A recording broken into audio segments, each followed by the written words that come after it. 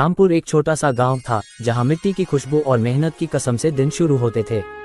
यहाँ के लोग खेती बाड़ी से जुड़े थे और उनकी जिंदगी हल बैल और बरसात पर निर्भर थी। उसी गांव में रहता था रामू, एक ईमानदार किसान। रामू के पास ज्यादा जमीन नहीं थी, बस 2 बीघा, लेकिन मेहनत इतनी करता कि हर फसल लहराती हुई दिखती।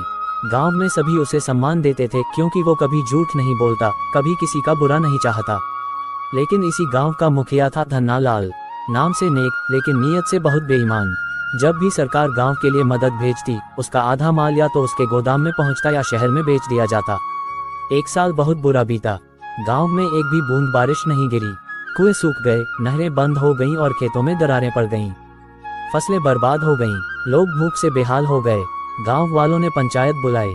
अब कुछ कीजिए मुखिया जी, हम तो खत्म हो गए। बच्चे भूखे सो रहे हैं, घर में अनाज नहीं है, हम तो बेघर हो चुके हैं, आप ही कुछ करो हमारे लिए।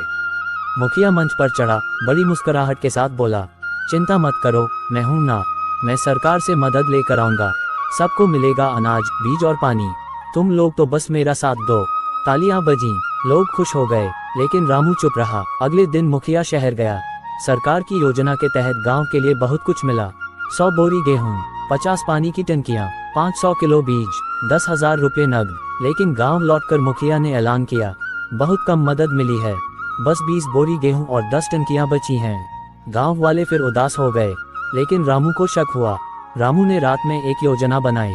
उसने अपना पुराना मोबाइल चार्ज किया और खेत के पास वाले पेड़ पर छिपकर बैठ गया, जहां मुखिया का निजी गोदाम था। रात के करीब 2 कुछ मजदूर बोरियां और टंकियां उतार रहे थे और मुखिया के गोदाम में रख रहे थे। रामू ने मोबाइल से फोटो और वीडियो बना लिए। बोरियों पर साफ लिखा था, सरकारी योजना रामपुर ग्राम पंचायत, अब ये मुखिया नहीं बचेगा। अगले दिन पंचायत दोबारा बुलाई गई। गांव के सारे लोग आए। रामू ने माइक लिया और बोला, आप सब देखिए, ये है हमारे मुखिया की सच्चाई।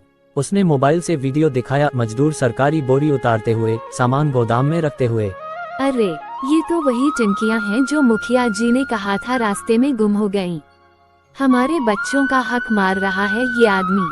ये सब झूठ है, वीडियो नकली है, ये रामू की साजिश है मुझे हटाने की। लेकिन तभी 2 मजदूर खड़े हो गए।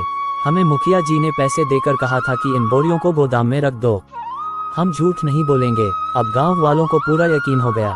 गांव के बुजुर्ग खड़े हुए और बोले, मुखिया को तुरंत पद से हटाया जाए और उसके गोदाम में जो भी सरकारी सामान है वो गांव वालों में बांट दिया जाए। पूरा गांव तालियां बजाने लगा। रामू जिंदाबाद, ईमानदार किसान जिंदाबाद।